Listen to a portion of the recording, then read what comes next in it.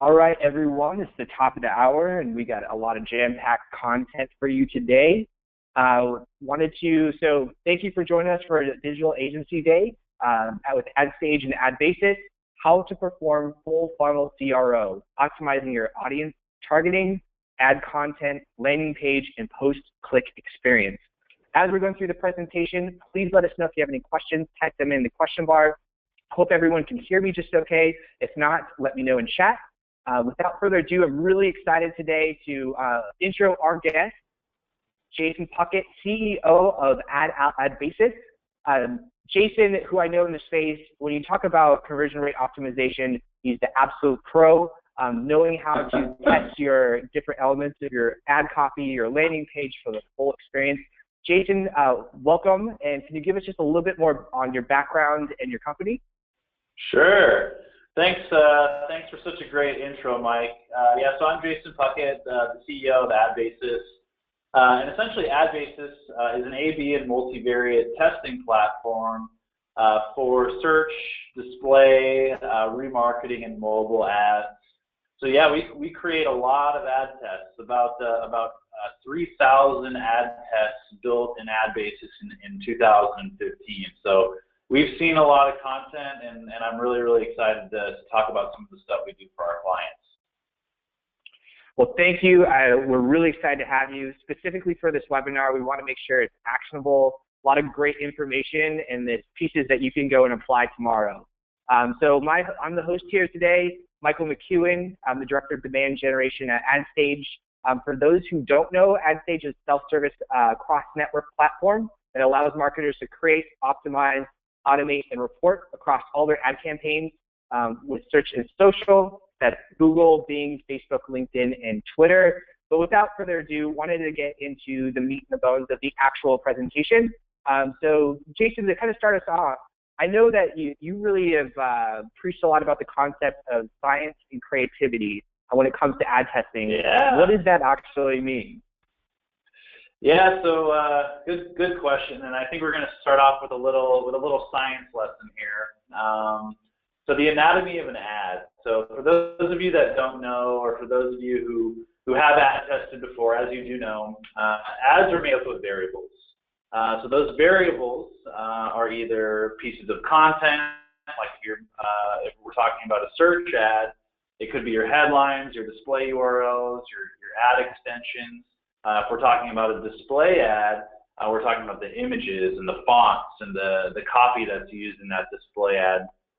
But it goes far beyond just the content in the ads. It's actually the scheduling. It's the location that the ad is being served to. It's the keywords that you're searching for when that ad is served. And advertisers will strategically choose a combination of these variables, and you guys as the agencies will do the same thing, obviously, to show the users based on a certain set of criteria. So you as the agency, on behalf of these advertisers, can actually serve to a user based on certain information.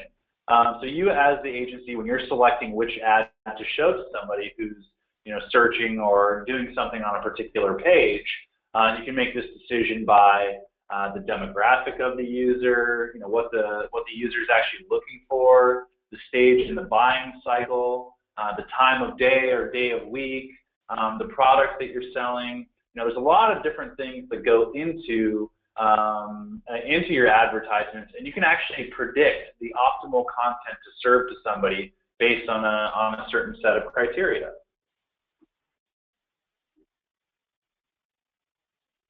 So when you're approaching your full funnel ad testing or your full funnel conversion rate optimization, basically you need to line out different purchasing scenarios that make sense for your brand. And people buy products for different reasons. They buy products at different times of day and for different purposes. Therefore, the conclusion is there may be different, quote, optimal ads for each scenario that makes sense for the client's business. So I had a question about that, Jason. Yeah. When you're looking at your buyer scenarios, is this something that you kind of map out prior to attacking it, like an account build? Right. Yes. So definitely. So as you're, if you're an agency and you're acquiring a new client, or if for whatever reason you're looking to restructure the account to maybe enhance performance, definitely your campaigns and your ad groups, if we're talking about AdWords, should definitely be laid out by purchasing scenario. There are some instances where that may not be true, like if some of the intricacies of AdWords, campaigns according to geography, etc. But yeah, this sort of buying scenario, thinking about the audiences and the times of day and the product lines and what you're selling and who you want to sell it to, should definitely be incorporated when you're building your account. Fantastic. Yeah. So the question that we're asking and that we're going to answer here today is, how do agencies find the optimal combinations of these ad variables for each scenario individually? And the answer to that question is through testing. So there are two types of testing. I'm sure a lot of you already know this. So the first type is A/B testing, which we know. It's comparing two ad variations or funnel variations against each other for performance. And usually you're changing one thing or you're changing the variation itself. But basically the goal is to find the optimal combination of ad variables for a specific outcome, but you're either just changing one thing within an ad or you're serving two completely different variations. And so what's actually interesting about A/B testing is that it's not typically used for ad testing. And the reason for that is we have a lot more volume and a lot more, so when we're testing advertisements, the sample size is usually impressions. So if you want to go ahead and go to the next slide, Mike. Yeah, so I wanted to ask you about that. When people are thinking about different testing scenarios, everyone kind of goes to, that's like their go-to A/B test, right? And I love your concept of you're not actually performing an A/B test. Typically, there's more kind of variables there. So I'd love you to help us understand what's the difference between a singular A/B test versus what like a multivariate test. Right. Yeah. So great question. So a multivariate test is when multiple elements within the ad funnel are up for debate. So it's not just the ad creative. It could be the keywords. It could be the landing page. But basically, when there is more than one thing in the ad that you'd like to test out, you have to use a multivariate test. And so there are two things to remember about multivariate testing. Is obviously it's when there's multiple things that are in question. And the second thing is the results of your multivariate test need to be taken into consideration within the context of that specific funnel variation. And then on the next slide, I'll actually get into that a little bit more. So single layer testing versus full funnel testing. So when you run a multivariate test or an A/B test, traditionally you do it at each level of the funnel individually. So you as the advertiser, you might be testing out some keywords. You might be doing your ad copy testing. If you're an agency and you have a separate wing of the agency that are actually designing landing pages and running your landing page tests, and all of this is happening independent of each other, this actually can provide some misleading results, and that actually is what we call single layer testing. So these tests, your keywords, your targeting tests, your copy tests, and your landing page tests are all happening in isolation. And many agencies will run these individually, and that's actually inherently wrong. And there's a little bit more information about why that is. So why is that wrong? So testing in isolation can provide misleading results, and it has to do with with those elements not really interacting with each other. So certain ad copy may only perform well when it's being sent to certain landing pages. Certain landing pages may only perform well if the content is coming from certain search terms. You know, some promotional language may only convert traffic at certain times of day. So if you're not testing everything together, if you're not saying, okay, I'm going to create a funnel for males in California who are searching for X, Y, and Z at nighttime, and we're trying to sell them product X, if you're not actually running a test on that specific scenario, you know, the testing in isolation can provide misleading results. And that's sort of where the theories of full funnel testing come in. So, Mike, did you have some questions about that before we jump into it, or? Yeah, so you know, it makes sense that testing in isolation, you may not be accounting for everything, but when you start to look at full funnel testing, it can seem a little bit daunting. I mean, how do you kind of approach that in your mind? Like, what are your first kind of baby steps when looking at the whole picture? So you're testing things like the ad copy, the demographic targeting, and the landing page. Right. So let's talk about the theories of full funnel testing, and then we'll get into the approach. So the concept of full funnel testing at the highest level is a type of multivariate testing where each one of these layers that you see, each one of these layers has individual variables that can be changed.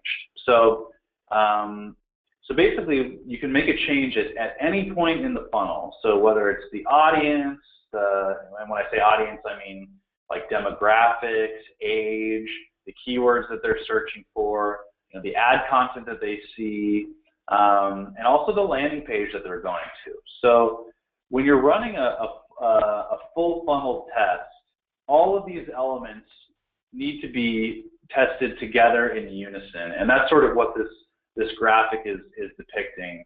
And multivariate testing allows you to do that because obviously more than one element within the funnel is up for debate. So basically the theory, and sort of in conclusion, to explain what full funnel testing is you need to create individual instances of a funnel to be tested in isolation of each other. And what that means is, okay, we're going to create a test for males 18 to 24 who are in California, and we're trying to sell them shoes through these keywords on this specific landing page, or maybe multiple variations of a landing page. And then creating another test for another example of a funnel where it's, you know, females 18 to 24 for the same products and maybe some tweaks to the landing page. So basically, you're creating experiments for each funnel individually for the situations that make sense for your brand. And that's really interesting. So you talked about running all these kind of tests in tangent. So it seems, you know, in theory it seems amazing, but it could, to kind of someone coming into this concept brand new, it seems a little bit daunting, to be honest. So when you're taking someone through who's never kind of taken a full funnel approach, maybe they've done some multivariate testing, but it might just be on like the ad copy, for example. How can they kind of conceptualize this? Like, what are the baby steps into approaching full funnel testing? Great question. And so the first thing is you need to define your purchasing scenarios as well as approach your creative. So you need to basically figure out which which creative approach you would like to use for each one of your audiences. So understanding the psychology behind your users and how they consume ads. Meet with as many resources as possible. So basically, so the first step that I would say actually is to define your scenarios. So you're an advertiser, you're an agency, you have customers. You need to define the situations that make the most sense for that business. So if you're managing multiple accounts, if you have multiple clients that have different conversion goals, basically you need to understand the purchasing scenarios that make sense for that business. So that could be the audiences, it could be defining it by products, it could be defining, promotions, basically establishing each of those individual funnels that you want to test for. So, you have to ask yourself, okay, so the first step I would say is asking yourself, what funnel do I want to be optimal for, or which funnels do I want to be optimal for?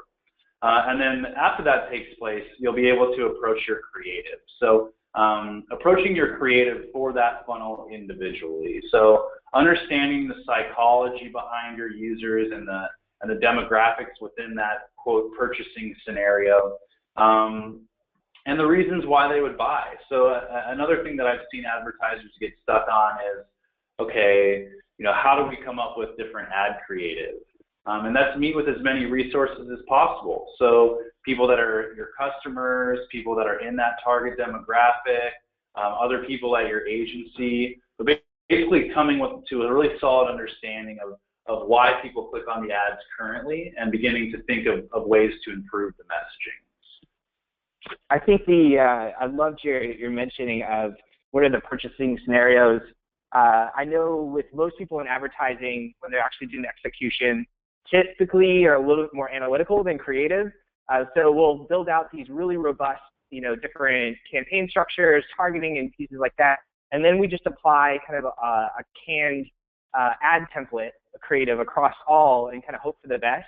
I love this, your approach of sitting back, really developing kind of who's your target market, your personas, what their different purchase intent, their different funnels are, and then going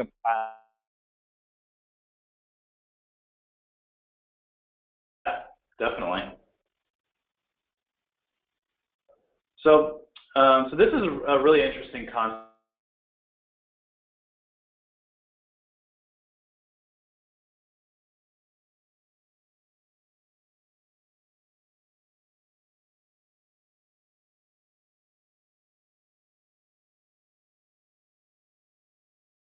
Action. Have you watched that before? It was, when it first came out, it was like one of all my colleagues and different people in the industry, like this is the TED Talk to kind of watch. It was fantastic. Yeah, and it's a really good talk. So for anybody listening that hasn't seen it, I would highly recommend it. But basically, it discusses the approach to selling. And it talks about how, and this is very, very applicable to ad copy as well, or ad creative in general. So there are three things that you can talk about. So most people, when they're writing ads, and if you run a Google search for pretty much anything, every ad that you see will talk about the what and the how. So there are basically three different types of creative that you can insert into an ad copy, and it's basically why we do what we do, how we do what we do, and what we're doing. And so basically what you can see from this thing called the golden circle here is that most advertisers say what they're doing, how they're doing it, and then why. So like for AdBasis, for instance, what are we? We're an A/B multivariate testing platform. We're going to help you save time. We're going to help you set up all of your ad experiments at scale. And we're doing this because we like the science and creativity of advertising. But what this TED Talk talks about is doing it in reverse. So talking about the why first, the how, and then the what. So, and this is how AdBasis approaches almost all of our creative elements is, okay, we believe in the science and creativity of advertising. We're going to help save you time. We're going to help you achieve all of your goals at scale across your account. And we're basically how we're going to do that is we're an A/B and multivariate testing platform. So we always recommend toying with these three elements. Obviously, in digital ads, you can't necessarily, you have to operate within the confines of real life, search alignment, interest categories for your display ads, etc. So you need to find your own basically mix of the why, how, and what. And for anybody who's listening, who's from an agency that's been doing ad copy and testing a lot, and you're looking to stay fresh and you're looking for new unique approaches, if you're doing a lot of the what and the how, consider talking about the why. Maybe talking about why it is that you do what you do, and maybe your search ad exactly the same as the other, 8 results on the page. Maybe getting someone to care about why it is that you do what you do. Maybe that is some sort of, I guess you'd say, qualitative approach to actually improving your conversion rates and optimizations.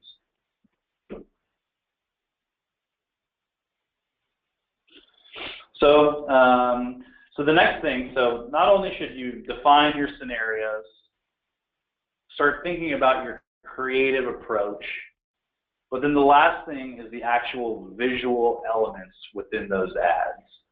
So you as the advertiser, you as the agency, so we know, okay, we know what we need to optimize for. We have these 5 audiences, we have these 5 products, we're operating in these 5 regions. We want to be optimal for these, 20 different combinations of situations. And we have these 3 creative approaches that we're going to use and we're going to test. We're going to test out our, discount pricing. We're going to test out our value proposition. We're going to test out the approach of time saving to see which one of those 3 creative approaches works best for every audience. But then you also have to think about, what are we actually going to change in the ads? Like, digital ads are very, very interesting because you can make changes and really, really impact visually how the likelihood that someone is actually going to click on your ad. So the AdBasis platform, so something that's really unique about our product, and I have actually a really unique perspective on this. So if you're interested in ad copy testing, like your ears and eyes should really be perking up, because what we did was we ran an analysis on over 250,000 search ads across e-commerce and SaaS customers within our database. And we uncovered, and basically, so every time somebody ran an experiment that compared variables, we basically aggregated the change, and you can see the impact of using each of these individual variables. So this is specific to search. We also have this information for display. So if you're interested in what visuals are working best for our clients, I'm happy to share it with you. Maybe I'll include it in after today's call. But what you can see here is that, so we've broken it out by individual element within a search ad. So for headlines, using your trademark symbols or your registered symbols, that can really, really impact not only click-through rate, so you can see a 24% lift in click-through rate and a 3% lift in conversion rate when using that symbol in your headline. You can also see that using a question mark, hyphen, those also make big, big differences. For the display URL, this is actually something that so my favorite thing to test is actually the display URL. So one thing that we saw is that users that use the prefix www. So in your display URL, you actually have the choice of whether to include the W's or not. Our study says that you always should. Using the W's improves click-through rate by 54%. One thing that we also saw is if you're going to include something after the / in your display URL, make sure that it's 2 words. So if you're going to use something, after the / and it's just a single word, don't do it. Add 2 words. It really, really helps. And of course, this is as a whole. So you'll need to test this for your individual brands. But also in the D1s and D2s, using numbers. Numeric values we've seen anywhere in the D1 or the D2 versus not using numbers in the D1 and D2. We've seen that actually improve click-through rate by 18% and conversion rate by 8%. So be sure to use those numbers. There's something visual about numbers that people love. Maybe it's the % signs or price discounts or numbers of days in your free trial. But there's something about using numbers in your descriptions that actually enhances your ads performance.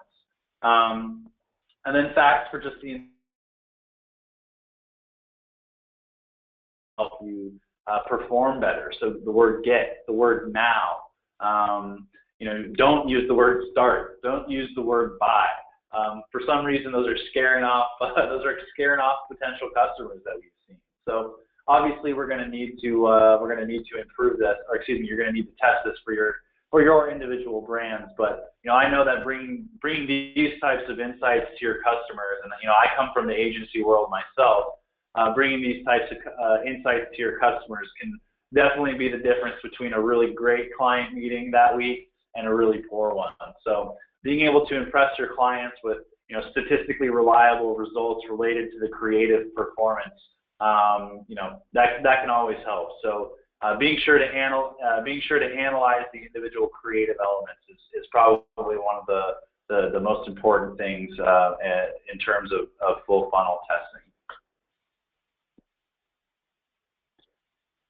And I would say your insights there around like display URLs and stuff, this is like stuff that we didn't have data points before, and we would argue at like nauseum. Like, you'd have some people who have like one style or the other, camel case, yes, no, display URLs. So it's really interesting to hear from you with scientifically backed data that you guys are pulling of what's currently working. That was really insightful. Yeah, thanks. And so I'm more the creative expert. So we're AdBasis. We're really good at setting up those funnels, testing the creative. But I know that it's the AdStage who are the real masters of analyzing the results and getting it the rest of the way down the funnel. So I'm actually gonna hand this off over to you, Mike, and let you walk us through analyzing the results of your CRO full funnel tests. Thanks, Jason. And so as you were speaking about, you were doing different segmentations. You were talking about full funnel testing, looking at things like your audience, your ad copy in question, and then also kind of the landing page experience to look at it from like a results and where to best invest your dollars, and even just to tell your client how that particular kind of test performed. I think the very first place you got to start is documentation. You may have a test that you think did a lot better, but without that documentation, you don't quite remember why you were testing it in the first place or what kind of impact it was supposed to have. So really treating it like it's a scientific experiment.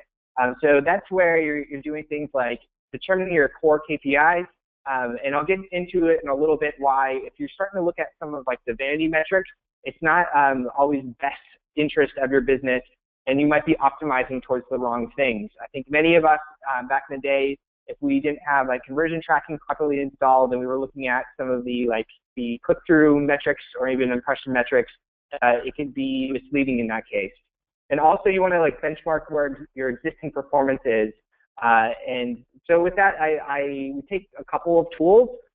Specifically when we're looking to set up an experiment, we like to write down our hypothesis, and this carries everything from what ad elements you're testing, your landing pages, and your desired outcome. So typically your desired outcome is increased performance, but it's based on our KPI. Is it a sign-up form fill? Is it a download request? Is it a little bit further down the funnel and actually like an e-commerce purchase? Kind of writing that out and then recording your milestones of what happened when you were testing. One of my favorites of all time is just the little annotations in Google Analytics. That's where you can see traffic spikes and help you better understand what was going on. We used to use things like Trello, so we would still document all our performance in the different systems, and then we would. But Trello was kind of our go-to to tell us what experience we were running, if they're active or not. Growth Hackers has a beta product that I really recommend, and in here is where we house all the testing that we have going on, what's coming up next, what's active, what's ready to analyze, and this whole documentation process will at the end of the day tell us if there was a significant lift, if our hypothesis was correct, and if we should be investing more dollars that way. So with that, you've documented what's going to happen, you've ran your test, now you're looking at determining your results. I think one of the most things, in the digital space, things happen so quickly. You launch a Twitter campaign, you launch a Facebook campaign, it's getting impressions typically within that hour. You're starting to see results. Some campaigns like app installs, you're starting through a lot of budget very quickly. There's that notion of, okay, this looks like this is the winner, but it's really important to go back and use some tools to understand if it was actually scientifically, statistically reliable. So in that case, At the end of this, we'll send some additional goodies, so you'll get the recording, also some insights from Jason and I, and some of our kind of favorite tools. So there are some statistical kind of analysis pieces that you have. So in the top is a way that you can look at your A/B tests of your different ad copy, and below as well. This is from QuickSprout, and I'm happy to show you guys all this, but use these kind of tools to tell you if the data that you're seeing is actually actionable, and it's ready for you to make that determined decision of, okay, this is the actual best winner ad copy or targeting or landing page. So that's the questions you're asking yourself is your sample size large enough? How did the variations perform against your original kind of historic version? Did your experiment prove your hypothesis? And then after that, like, what's the next step?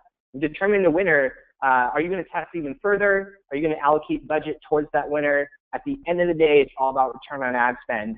So documenting this process, coming back in there, and then saying to your client, hey, look what we've done in regards of increasing conversions. I really want to test this new piece out. Let's add a little bit more money there. What do you think? And when you're coming there with scientifically proven kind of results, they know that you're a lot more analytical. And for the client, it's all about, every dollar that they give you invest is going to get some kind of return out of it. And then here with this model, you can kind of build it out. The other thing I wanted to talk about is calibrating to your end goals. So I kind of alluded to prior is when you're just looking at some kind of surface level KPIs, you're not truly optimizing for what matters. So if you just look at this little sample here, you can see that top ad copy that I had actually had the lowest click-through rate of the 3 ad copies. In addition to that, it had one of the most expensive cost per click. But because I'm testing further down into my funnel, I actually reveal it was the lowest cost per lead, or just cost per form fill in this case. And then I'm actually tracking to deeper KPIs. So my cost per completed registration. So that's someone, at least in the case of AdStage, going in, signing up for the platform, and actually completing the full onboard process. So being able to, establish those KPIs and test, because I'm in my hypothesis, I was actually going to optimize towards cost per completed action, that very right-hand column. Now when I go back and I look at my data, I'm not making foolish calls based on surface level metrics. Because back in the day, I'm probably going to optimize towards click-through rate. And in this case, it was not going to be the best for your client or our business in this test.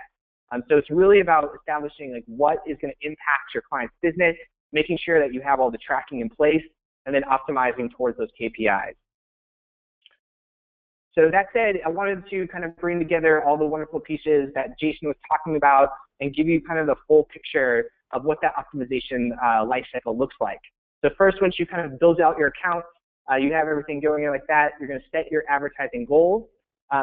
So with that, that's what we spoke about, like what is the most impactful pieces to your business, what different segmentations do you want to test, and why, building that hypothesis. Afterwards, running your different ad variations in addition to your optimization to your pages and your landing pages for kind of a holistic approach. And then once that happens, you start to uncover different insights as to what's optimal. So, within a pretty quick period, you can understand which ad copies within an ad set or ad group are the winners and continually start iterating on that experiment. Once you get the results back and you start to see things like ROI, was that experiment you ran, did it actually have a negative impact? And we need to kind of switch gears here. Did it have a positive impact? Do we need to pause that original test set and then go with the one that's giving you the biggest return on ad spend and kind of double down there?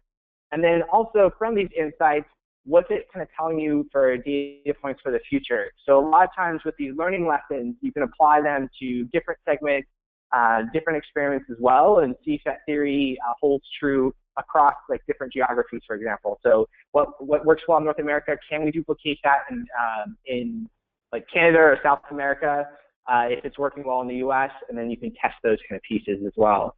The final thing I wanted to get into, so we talked about full funnel testing, is a lot of times optimizing for the post-click. So while we're looking to optimize every piece of the funnel, if they don't hit that conversion at the very end, a lot of times that traffic is lost. So I know a lot of us are very familiar with the concepts of retargeting, but it's often something that's more of a one-size-fits-all is the approach to it.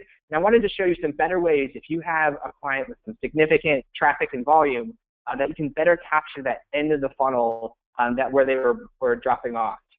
So with that, you start looking at things like your retargeting tool, and then you can segment it based on last visit date.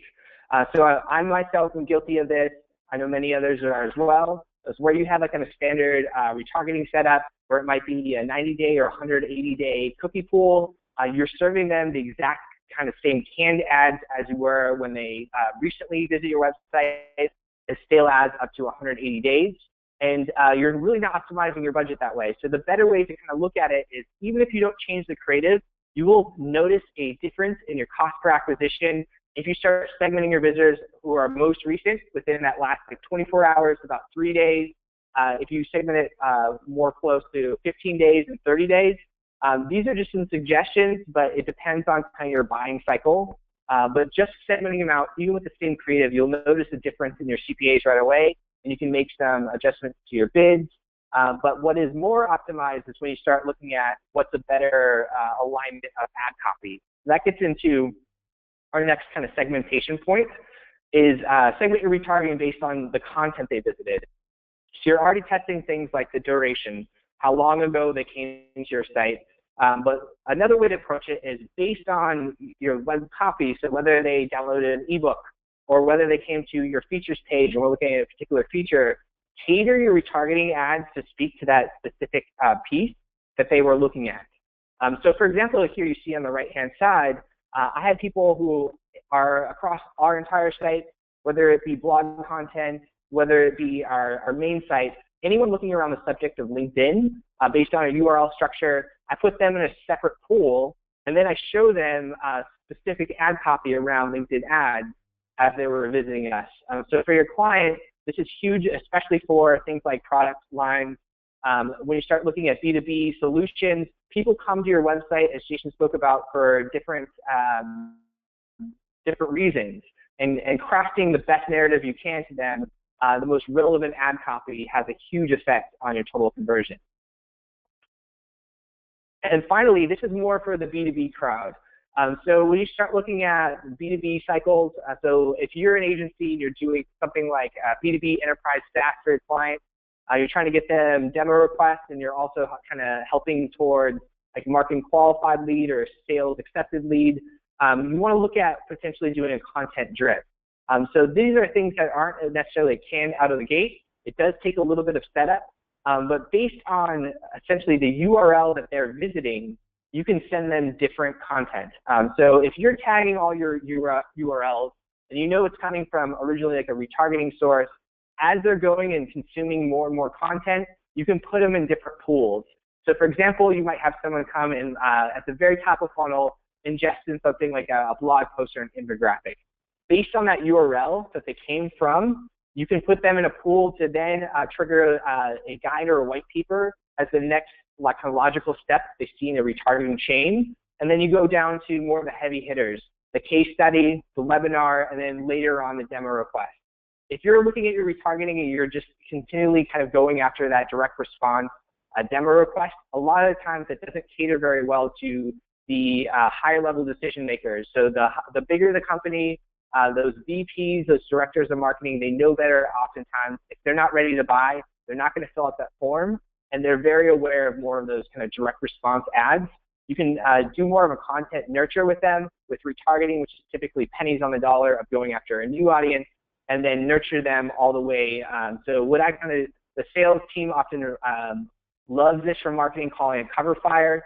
From an agency perspective, you can work with your clients on taking their current content assets and kind of aligning it into this retargeting pool.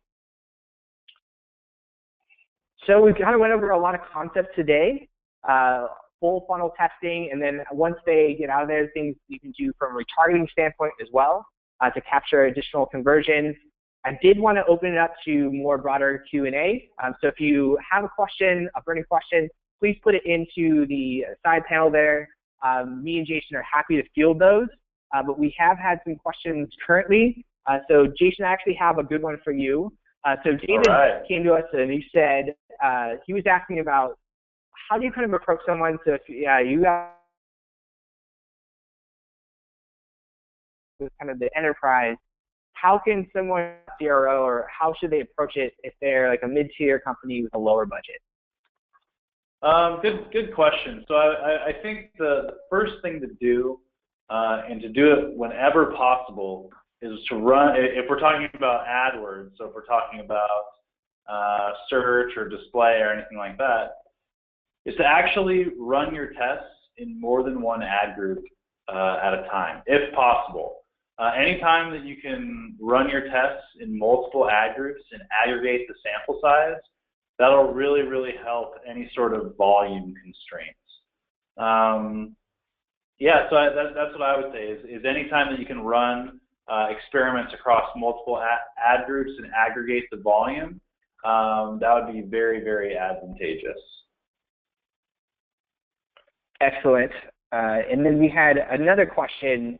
I think that would be best aligned with you, Jason. So there was asked, was there any surprising so you have all this data at your back end, Jason, and was there any surprising tests? Did you guys find something that worked well that kind of surprised the client or yourself? Oh, good. That's a really good question. Yeah, so I think just to go back to that one slide, we don't necessarily need to pull it back up, but the infographic looking slide, there was one that really surprised me, and that's including .com in the headline, like drastically plummeted the click-through rate. And I don't know why that is. I would think that like if you're running branded or non-branded, and you're like talking about your name and telling people to visit your website and saying like visit AdBasis.com or whatever for more information. I always thought that was good, and I always kind of thought that using a .com might help sort of slice through the I guess the noise in search results. But apparently that's not true, and that really, really surprised me. So if you guys are running, the .com in your headlines for your customers, I would say, obviously you need to test it, but that could be one area where you'd see a drastic improvement just by eliminating that. Awesome. And then we have one last question here for David, I think, towards me. So he was asking, when you're doing this, and I'll go back to the slide here. When you're looking at retargeting content drip, can you do it multi-network? The answer is yes. The way that I would approach it is there's the wonderful tool, Google Tag Manager, where it can house all your kind of codes together. So I would just make sure that on like Facebook and Twitter, that if you're using a tailored audience or a Facebook custom audience, that you align those very well. So you can trigger them based on the same kind of events in Tag Manager, and that's kind of how we approach it today. So if you are looking to go across like Google's properties, Facebook and Twitter, it's really just making sure that if they're wrapped in the same kind of Google Tag Manager container and they're firing off the same either events or URLs, you can make sure that you're kind of covering the full spectrum there, and that's how I'd approach it. And that looks like all the questions today. Pat, I do appreciate the shout out, and just for everyone attending today, we'll make sure that we give you the recording with some additional goodies.